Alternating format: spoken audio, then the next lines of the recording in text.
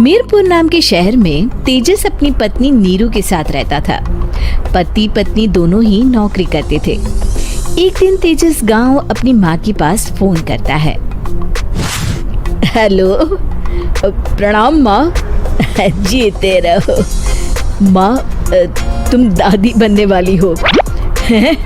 अरे वाह, ठीक है बेटा, मैं कल ही आती हूँ। जब माँ जी शहर पहुंची तो बेटे बहू ने बहुत अच्छे से स्वागत किया। लीजिए माँ जी चाय। अरे गर्मा गर्म पकोड़े ले आओ माँ के लिए। नीरू रसोई में गई और 2 मिनट में ही पकोड़े ले आई। जी ये लीजिए। बहू जादू से बनाए हैं क्या? अभी तो रसोई में गई थी। यम्मी। माँ जी, शीला रसोई में पकोड़े तल रही है, मैं बस लेकर आई। हे भगवान, मेरा धर्म भ्रष्ट कर दिया तूने। अब तो गंगा जल से शुद्धिकरण करना होगा। दूसरे दिन, माँ जी मैंने नाश्ता बना दिया है, ऑफिस जा रही हूँ। पर अभी तो घर का सारा काम पड़ा है। शीला आती ही होगी, झाड़ू पोछा बर्तन कपड़े वो सब कर लेगी। हमारे जमाने में घर का सारा काम हम ही करते थे। जी माँ जी, आप बहुत होशियार हैं, मैं घर ऑफिस दोनों नहीं संभाल पाती। तो जरूरत क्या है घर से बाहर जाकर चाकरी करने की? वैसे भी घर का काम खुद करने से घर में बरकत आती है, समझी? पर माँ जी। पर वर कुछ नहीं, इस महीने की पगार मिले फिर ऑफिस बंद। हाँ। रात को नीरू तेजस से कहती है, सुनिए जी, माँ जी बोल रही थी कि मैं नौकरी छोड़ दूं। वैसे ठीक ही तो है, अभी तुम्हें आराम की जरूरत है। फिर भी आराम कहाँ, शीला को छुड़ाने के लिए बोल रही थी। तो अब 24 घंटे में इतना काम तो कर ही सकती हो। पर जॉब पसंद है मुझे, घर पर मन नहीं लगेगा। अगले दिन जब दोनों ऑफिस के लिए निकल रहे थे, मेरी तो कोई कीमत ही नहीं है इस घर में।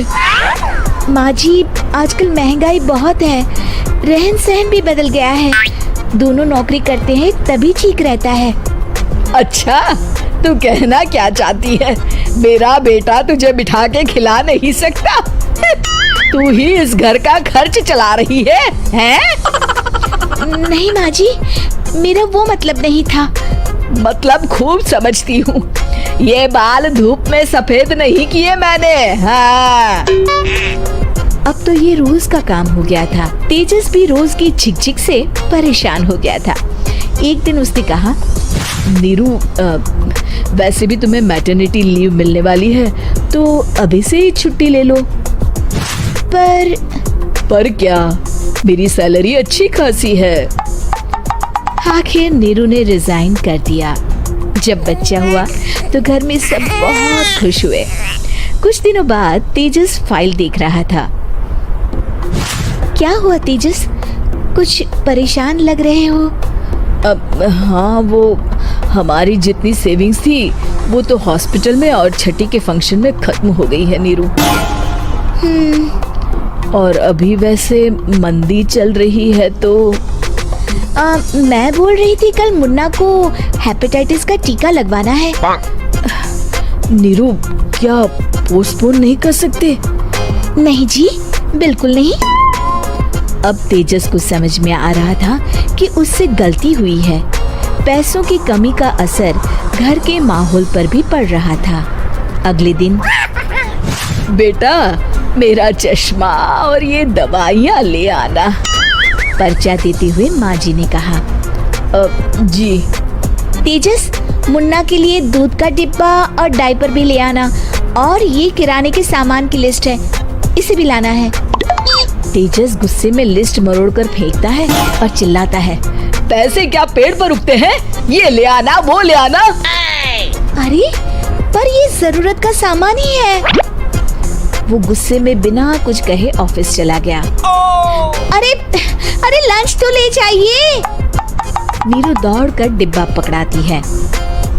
एक दिन खाना खाने के बाद, नीरू, अब तो मुन्ना कुछ बड़ा हो गया, तो अब तुम वापस ज्वाइन कर लो ना जॉब। पर इस रिसेशन में जॉब मिलना बहुत मुश्किल है। ट्राई तो करो। फिर मुन्ना? माँ जी है ना, और एक फुल टाइम मेड भी लगा लेंगे। पर माँ जी, उन्हें तो पसंद नहीं। तभी माँ जी वहाँ आ जाती है और प्यार से नीरू के सर पर हाथ फेरते हुए बोलती है, अब मेरी समझ में आ गया बहू, पहले के और अब के समय में अंतर है। तुम काम शुरू करो, मुन्ना की जिम्मेदारी मेरी। मेरी प्यारी माँ जी। ये कहकर नीरू उनके गले लग गई। शिक्षा, परिवर्तन संसार का नियम है, हमें भी समय के साथ चलना चाहिए। उम्मीद है कि आपको हमारी ये कहानी पसंद आई होगी। कृपया हमारे चैनल को सब्सक्राइब करें और सभी अपडेट्स के लिए बेल आइकन जरूर क्लिक करें। और हाँ, वीडियो लाइक और शेयर करना मत भूलिएगा। Bye bye.